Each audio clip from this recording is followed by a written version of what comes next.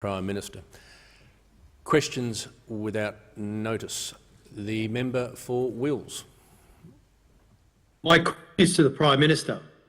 I worked in Iraq as an advisor for Australia to coalition forces.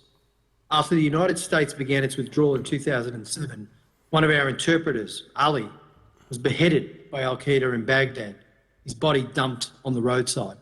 Prime Minister, how many of the Afghans who helped Australian Defence Forces will be left behind in Afghanistan? The Prime Minister has the call. Speaker, the Australian Government will continue to do all within its power to ensure that we're able to bring out and continue to evacuate those Afghan nationals who have worked with Australians during the time of our service in Afghanistan, as we have been doing for the last 8 years. Some 1,900 Afghans who have worked with Australians as part of our service there and their families have already been resettled in Australia. They are already living here. They are amongst us, and we welcome them gratefully, Mr Speaker, for their service together with Australian servicemen and women and the many other roles they undertook. And from April of this year, 430 before these most terrible events befell Afghanistan, that has necessitated the evacuations that are now taking place. 430 had already come to Australia over those months as we worked steadily, as we have done for many, many years. Now, I thank the member for his service in Afghanistan, as we've acknowledged many members of this place who have performed many roles in Afghanistan, particularly those who've served in uniform. We thank them for their service, and we understand that. And that is why our government has continued year upon year, going back to 2013. Indeed, when I was Minister for Immigration, the number in the hundreds and hundreds and hundreds of these visas we were able to process to get those who were affected to Australia at that time, and that has continued. In fact, it was a matter that I was able to discuss with Prime Minister Johnson only last week, who was pleased to learn how much Australia had been doing, particularly as a share of our population, compared to so many others who have been involved in that theatre. And so we will continue to expend every effort we possibly can, as we have been doing these many long years. It is not a simple task. It is not a task that can be done in the past in a way that can overlook the many factors that Australians would expect us to undertake in bringing people to Australia from a place such as Afghanistan. But we have been about that job for many years. We have been getting people out, and we are getting people out right now. And not just those Afghans who are visaed to come to Australia, I hasten to add. We're also doing that for Afghan nationals who will be going to other places, the United Kingdom, to New Zealand, potentially to Canada if they need that assistance.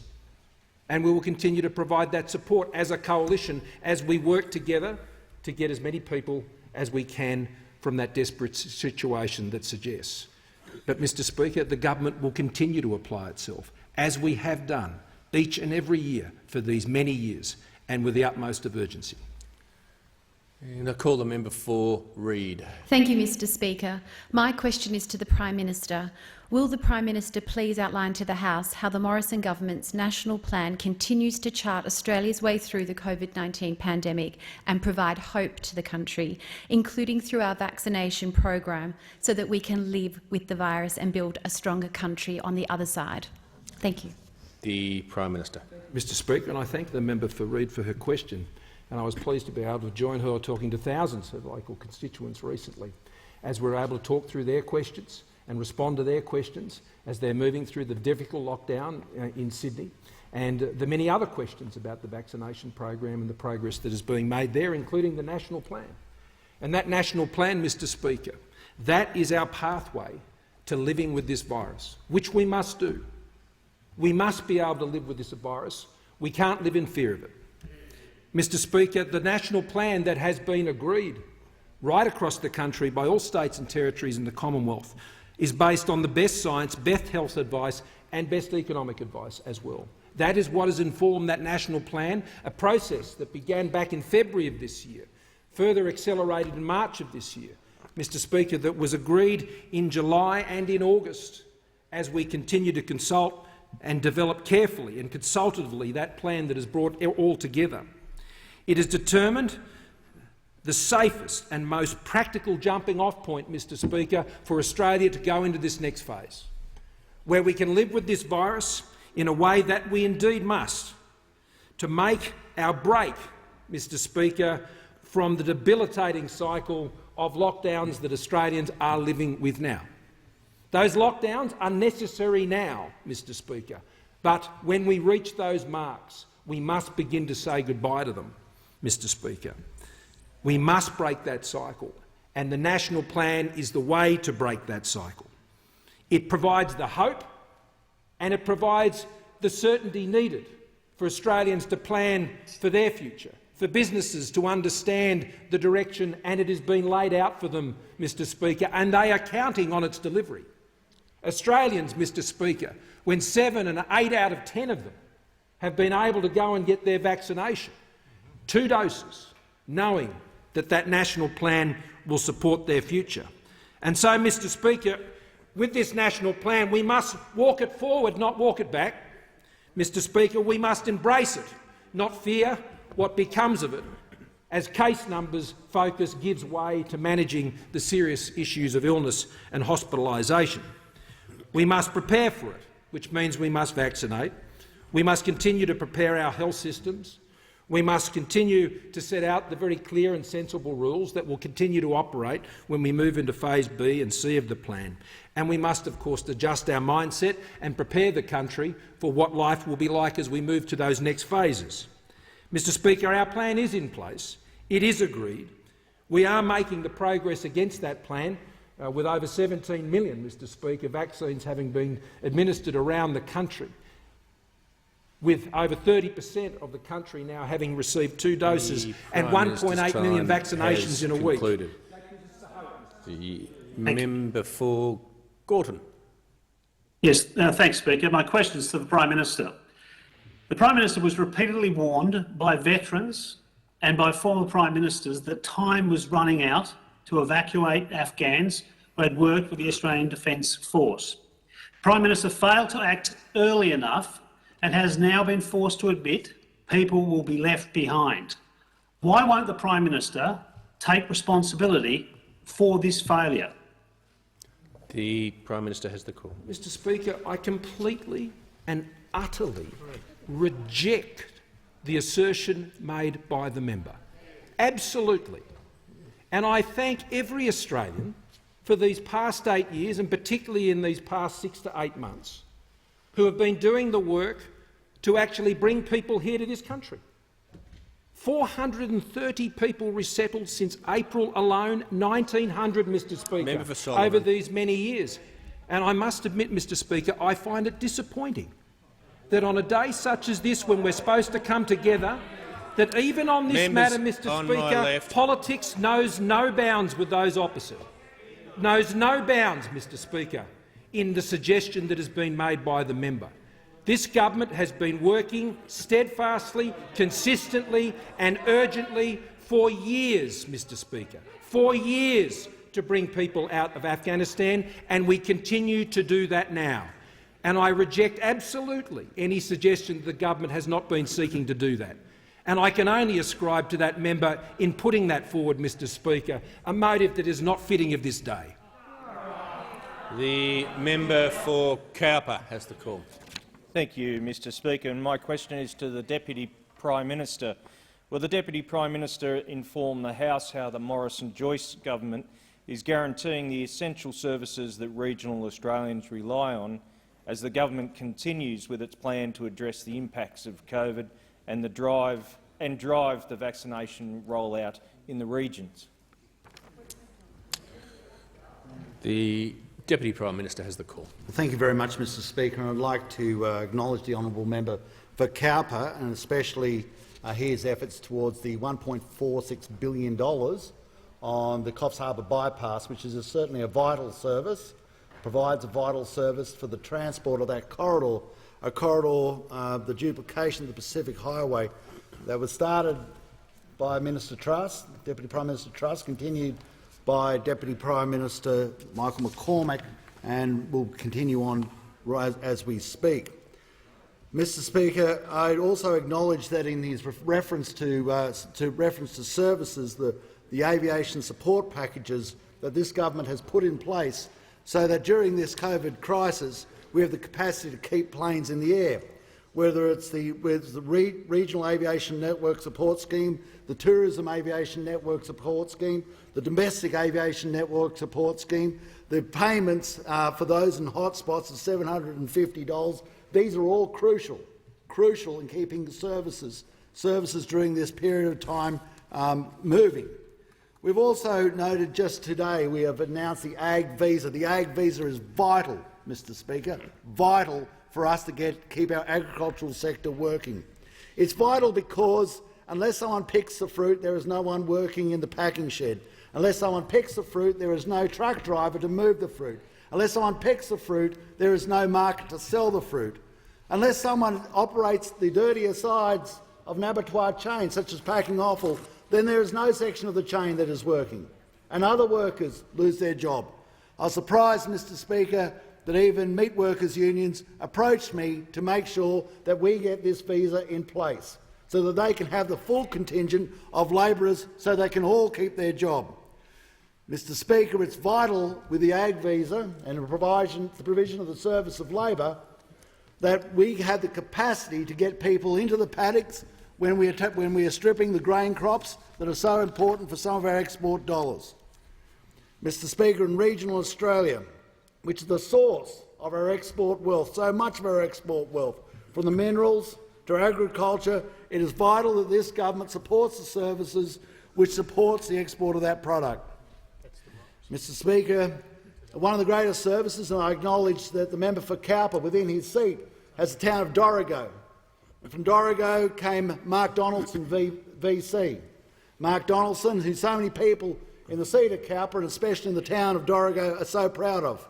And so on this day, when we're acknowledging the services, one of the most important services are those who put their lives on the line, as they have done in Afghanistan and continue to do to this very, very moment. Theirs is the most important service of all. The Leader of the Opposition. Thanks, Mr. Speaker. My question is to the Prime Minister. In June, the Prime Minister congratulated the New South Wales Premier for not going into lockdown. In July, he said lockdowns were a necessary tool. In August, he pushed New South Wales to lock down harder and also said, for the lockdown to work, the lockdown must work. Today, he switched again, saying lockdowns must end. When the Prime Minister's story changes so often, how can Australians have confidence going forward? The Prime Minister has the call. Thank you, Mr. Speaker. The Leader of the Opposition is deliberately, Mr. Speaker, mischaracterising. It's quite simple. It's very simple. I'll set it out for the Leader of the Opposition. The National Plan says we are right now in the suppression phase. In the suppression phase, that is until we reach 70% of the country being vaccinated, then lockdowns are an important part of the suppression tools used by state and territory governments. And that position of lockdowns becoming the more prominent tool was arrived at, Mr. Speaker, after the lessons learned in New South Wales as a result of the Delta variant. It's that simple, Mr. Speaker. The Leader of the Opposition now wishes to suggest that, Mr. Speaker, that moving to a point after we reach 70%, that we should have lockdowns in that arrangement, Mr. Speaker. The plan is very clear. Right now, the National Plan is to suppress the virus as much as we possibly can. The Delta variant was a changing circumstance which has adjusted the responses that states and territories are making. All through the COVID pandemic, we have sought to adjust our responses to deal with the information that is in front of us. Now, Mr. Speaker, this National Plan means that when we reach 70%, we can begin saying goodbye to those lockdowns, because lockdowns, once you hit 70% on the scale we are seeing today, will do more harm than good at that time, because, Mr. Speaker, that is the medical advice, that is the scientific advice, and that is the economic advice, Mr. Speaker. And that's why the National Plan is so important. And so those opposite may seek to undermine the national plan, they may seek to run down the national plan, they may seek to steal the hope of Australians and hope for the worst, Mr Speaker, and hope for the worst, which is the woohoo moment that the Leader of the Opposition might seek. But, Mr Speaker, we will keep faith with that plan. We will keep faith with the implementation of that plan. So I call on the opposition to support the national plan, Mr Speaker, rather than seeking to undermine it as they have sought to undermine the government every step of the way through the pandemic. The member for Indi. Thank you, Mr Speaker. My question is to the Prime Minister. Prime Minister, there are now outbreaks of COVID among children across Australia, including in Shepparton in regional Victoria, right next door to my electorate. Yesterday I spoke to a constituent who needs to access childcare to perform an essential service as a frontline health worker. She's keeping her son home from childcare, fearful that he will contract COVID. What guarantees can you give to anxious parents like her that everything is being done to keep our children safe? The Prime Minister. Thank you, Mr Speaker, and I thank the member for her question. I will ask the Minister for Health to add to my answer, and indeed if the Minister for Education wishes to add further the answer as well in relation to childcare arrangements that have been announced today, then that will certainly be helpful. Mr Speaker, we have received some interim advice from the Immunisation Advisory Group, which means that for children aged between 12 and 15, Mr Speaker, we will be able to move to the position of being able to vaccinate children in those circumstances. There is currently, I'm advised by the Chief Medical Officer, nowhere in the world where vaccinations currently, as part of a formal program, are being offered to children under the age of 12. But we do note that cases are presenting in children under the age of 12, but I'm also advised by the Chief Medical Officer that the serious illness that is associated with COVID is not presenting in the same way with those of older ages. But that is, I have no doubt, Mr Speaker, parents across the country, I have a 12-year-old child, Mr Speaker, who will be concerned about the impact on COVID on those younger age groups. So our next phase is to ensure that we're moving through vaccination of 12 to 15-year-olds, and that will be addressed again this Friday. In addition to that, Mr Speaker, the advice of the Chief Medical Officer is that we should be seeking to vaccinate parents. Vaccinating parents, those who children come in contact with, is the most effective way of ensuring particularly those who are under 12 are at reduced in risk of being able to be infected by the COVID-19 virus. So those are the two principal lines of effort we're working down, but I'll ask for the Minister for Health and Aged Care to add to my answer. The Minister for Health and Aged Care. Thank you very much, Mr Speaker, and to the member for Indi. This is one of these matters on which we spent an enormous amount of time seeking advice from the Chief Medical Officer. I'm pleased that we're in a position, subject to the advice of the Australian Technical Advisory Group on Immunisation, to move to extend vaccination to all 12 to 15-year-olds, if that is the advice. At this stage, we have opened today, expanded the 12 to 15-year-old category to include all NDIS participants on top of immunocompromised children, Indigenous children and remote children.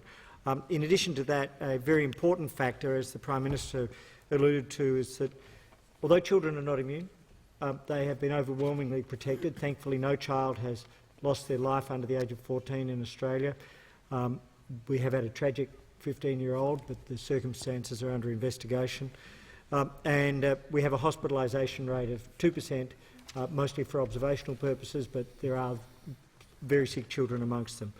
For those children who have been diagnosed, that compares obviously with the hospitalisation rates across the states of between 40% and 70% for the over 70-year-olds. So these actions are being taken, and the higher the vaccination rate, the more every child is protected. Concluded.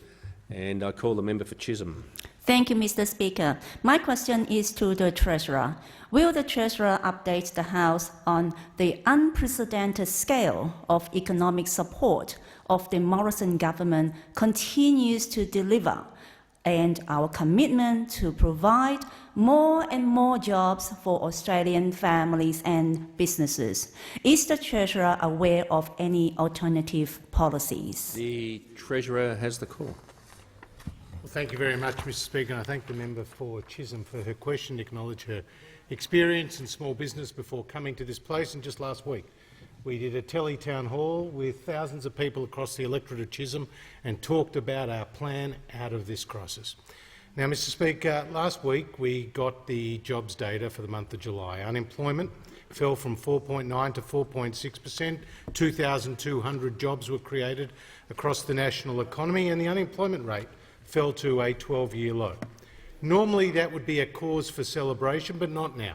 Not now, with millions of our fellow Australians in lockdown. But those numbers were very much a tale of two cities, Melbourne and Sydney.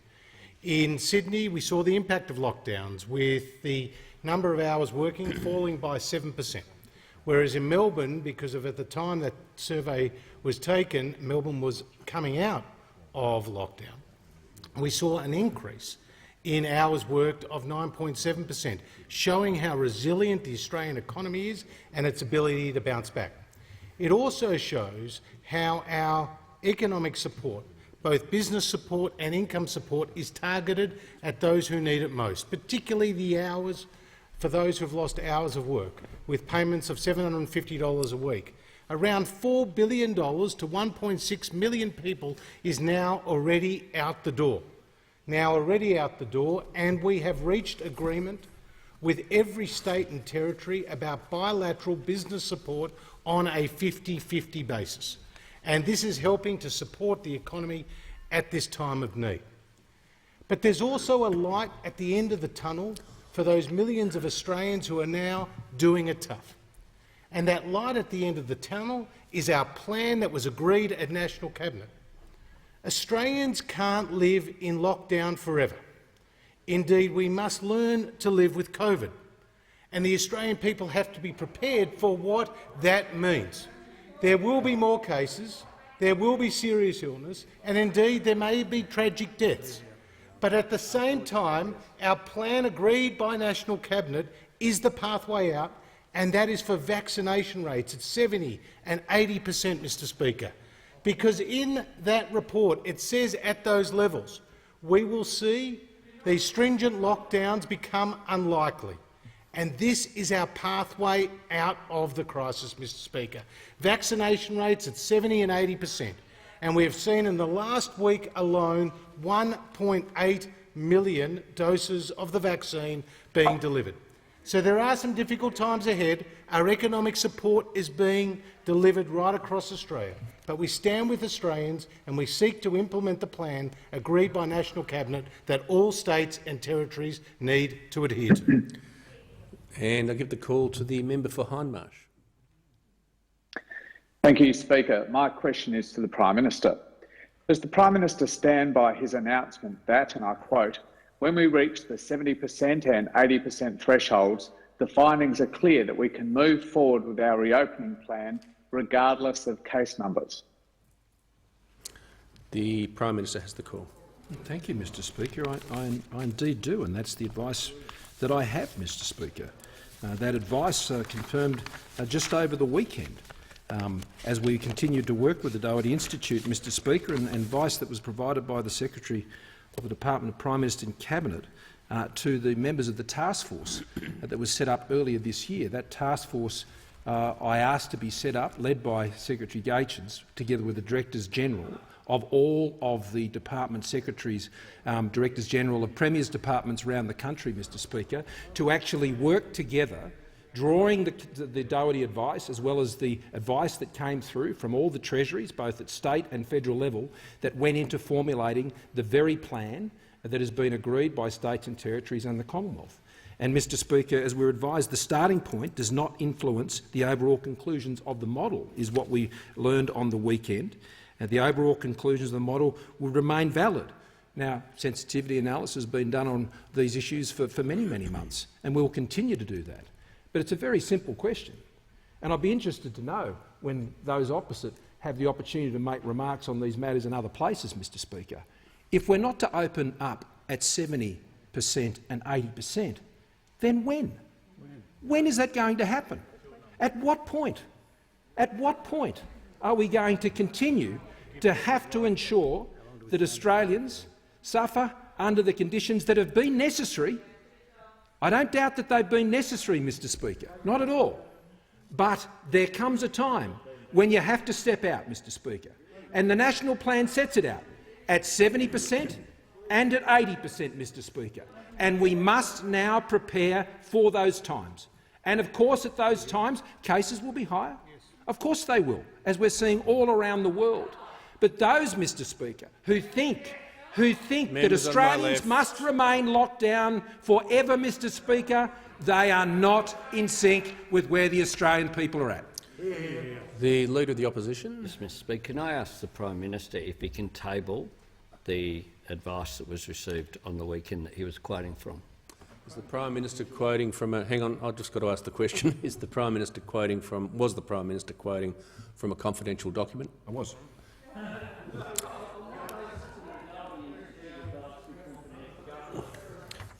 The Leader of the Opposition will resume his seat. As members will know, the practice is I ask the question and get the answer, and we now don't have a debate about it.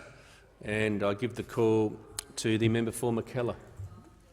Thank you, Mr Speaker. My question is to the Minister for Health.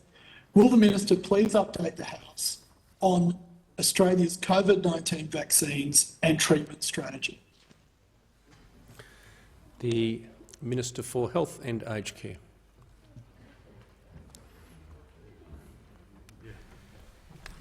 Thank you very much, Mr Speaker, and I want to thank the member for McKellar for his question. And I know that he's supported his community through some of the difficult and challenging lockdowns that the world has seen and that Australia has seen. And what we do know in particular— Members for Newcastle and Macarthur will cease interjecting. The Minister for Health has the call. What we know in particular is that the global pandemic continues unabated. In fact, numbers are climbing globally, and there's a rolling 7-day average of over 600,000 cases a day, over 8,500 lives lost a day. And whilst we have great challenges, we have been mercifully spared that which has beset so much of the world. One of the things that's occurring now, we're seeing vaccine rates accelerating to national record levels, 139,000 on Sunday, 335,000 over the weekend, 1.8 million Australians vaccinated in 1 week, the population of South Australia and more. These are Australians who step forward to protect themselves, to protect their friends, to protect their family, to protect their country. Every vaccine helps protect each one of us, but every vaccination helps protect all of us. That's what Australians are doing in record numbers, in rates that I'm advised are in excess of the highest 7-day average in the UK and comparable to the highest in the United States. What it means in practice is that we now have national vaccination rates with 17.15 million Australians who've been vaccinated, or 52.8% of first doses amongst the eligible population, over 30% of second doses amongst the eligible population, and perhaps most significantly, amongst our most vulnerable older citizens, which is why we are seeing a dramatically different outcome in New South Wales now as opposed to Victoria a year ago. We have rates for our over 50s of 75% plus vaccination, our over 60s of 80% vaccination already, and our over 70s of 85% vaccination.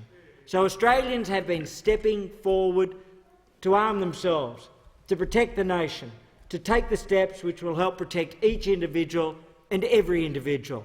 And we're doing this at the same time as bringing forward new treatments such as sotrovimab, which has now been supported by the TGA and will be made available to protect Australians. The Leader of the Opposition.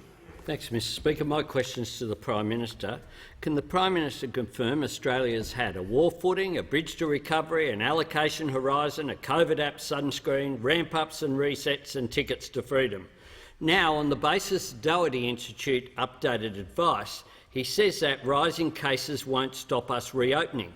Why won't the Prime Minister make available that advice? Don't Australians suffering under lockdowns have a right to see it? The Prime Minister has the call. Well, thank you, Mr Speaker. The Leader of the Opposition continues to seek to undermine the national plan. Mr Speaker, his introduction to that question, Mr Speaker, intended for no other purpose to just undermine the national plan, which has been his practice. But, Mr Speaker, the Doherty modelling was released in full. Released in full, Mr Speaker, after it had the opportunity to be reviewed trying to listen. and briefed upon by Professor McVernon to the National Cabinet, as well as it was briefed to the National Security Committee of Cabinet, Mr Speaker. And once those Cabinet deliberations had been undertaken and there had been discussion about its findings and the plan was agreed to, Mr Speaker, then the Doherty modelling was released in full. In full. And in full, Mr Speaker. Members on my left. In full. So, Mr Speaker, the government has been completely transparent when it comes to the modelling that has been provided by the Doherty Institute, and we will continue to be, Mr Speaker, when further information is presented in that way. Prime Minister will resume his seat. Prime Minister just indicated he's concluded his answer. The member for Moncrieff. Thank you, Mr Speaker. My question is to the Minister for Defence. Will the Minister update the House on Australia's efforts to bring back Australians and Australian visa holders from Afghanistan? The Minister for Defence. Thank you very much, Mr Speaker. I want to thank the honourable member for her question and thank her for the representation she's made to me on behalf of veterans over a long period of time, and also acknowledge, Mr Speaker, that Signaller Sean McCarthy went to Trinity Lutheran College in the members' electorate of Moncrieff. Signaller was one of those 41 names I read earlier, one of those heroes, one of those names that will be etched, Mr Speaker, in our nation's memory and consciousness forever, and to whom we owe a great deal. Mr Speaker, along with 39,000 other men and women of the Australian Defence Force, they have served our country with great distinction. They have brought to the country of Afghanistan, Mr Speaker, the opportunity for a generation, in particular of young girls and women, to be educated, to be treated decently and to be provided with a future. Mr Speaker, I want to again commend the efforts of the Australian Defence Force personnel, the members of the contingent there, which include the Department of Foreign Affairs and Trade and also the Department of Home Affairs and other agencies who have a presence in Kabul at the moment. Mr Speaker, we have put in place over recent months a lot of planning and have actioned outcomes, Mr Speaker, which has seen us repatriate back to our country over 400, Mr Speaker, from April of this year, are those people that have supported us in our endeavours in Afghanistan. And, Mr Speaker, we have taken a decision, as you know, to close our embassy in May of this year, again ahead of many other countries.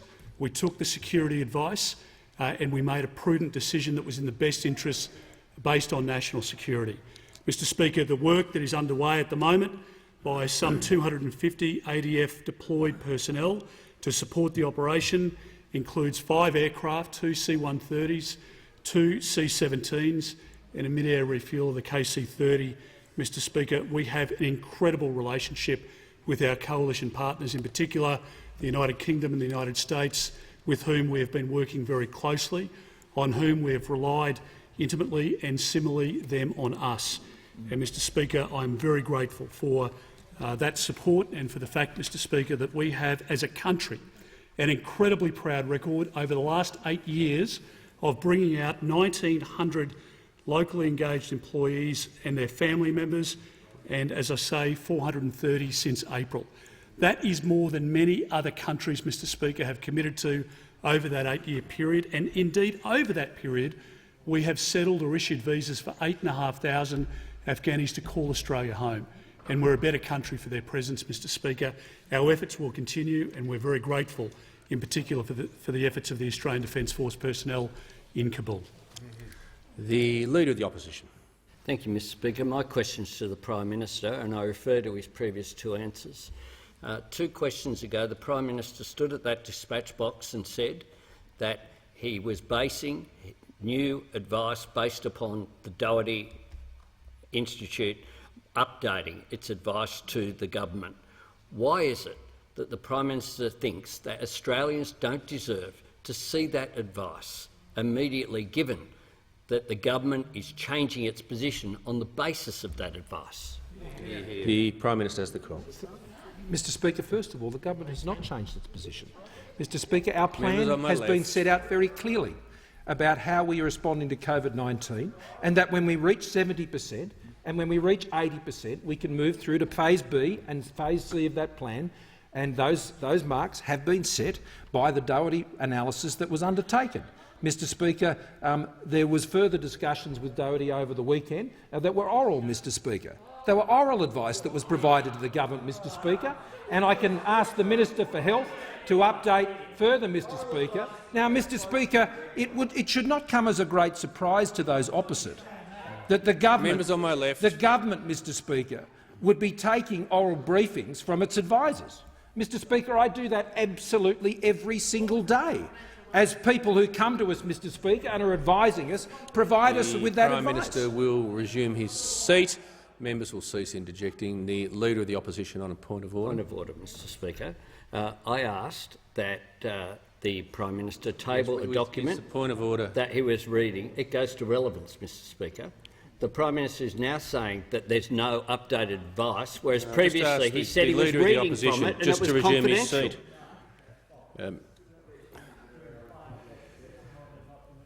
seat. The Minister for Health will cease interjecting. Minister for Health will cease interjecting. The member for Bruce is warned. There's no point of order because the Prime Minister is being relevant to the question. He might not be answering in the way the Leader of the Opposition wants, but that's existed since question time began. The Prime Minister in 1901. Thank you, Mr Speaker. Even in the point of order, the Leader of the Opposition again seeks to misrepresent. He again seeks to misrepresent, and he seeks to undermine, Mr Speaker. He seeks to undermine, and that has been his practice for the last 18 months. Now, Mr Speaker, our position is very clear. Our position is very clear. The National Plan sees Australia starting to break free from lockdowns when we get to 70% vaccination rates and 80% vaccination rates. Mr Speaker, why is Labor seeking to undermine that position?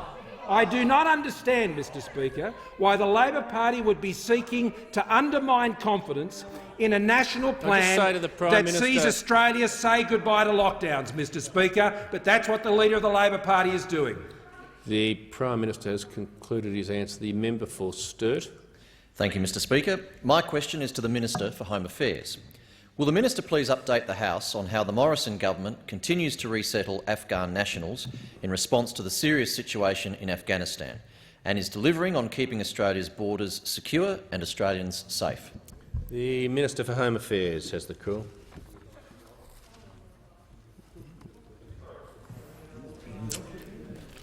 The Minister has the call.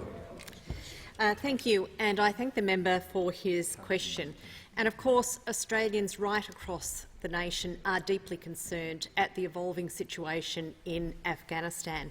And the images that we have been seeing, particularly over the last week, have really underscored how significant, how diabolical the situation currently is in Afghanistan.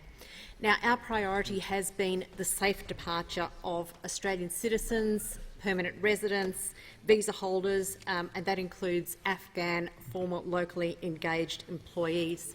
Now, since the 18th of August, we have facilitated more than 1,000 people on 12 flights out of Kabul, working with both the United Kingdom and the United States. And of course, that work continues.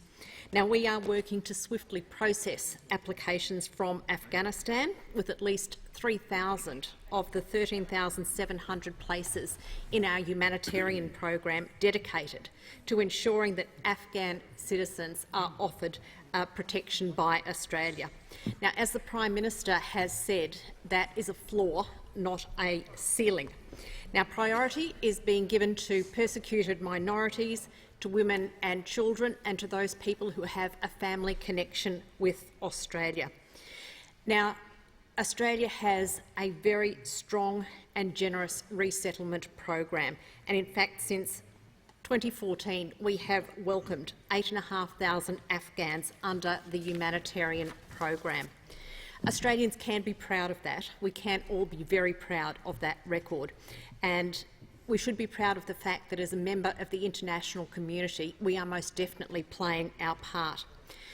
Now, we are very mindful of the messages that are being sent to potential people smugglers overseas. And I say that because that is an issue that this government has been very focused on for many years, and is the action that we have taken in relation to programs such as Operation Sovereign Borders that has kept us safe within Australia.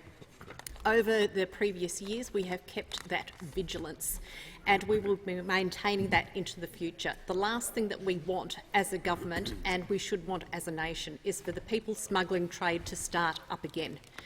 We have, as I've said, been focused over the last couple of years to make sure that there is strong messaging going into key parts of particularly Southeast Asia. Recently, we have stepped up that activity. We've recorded videos. They're being translated into a number of languages, and they are being distributed widely across the local region.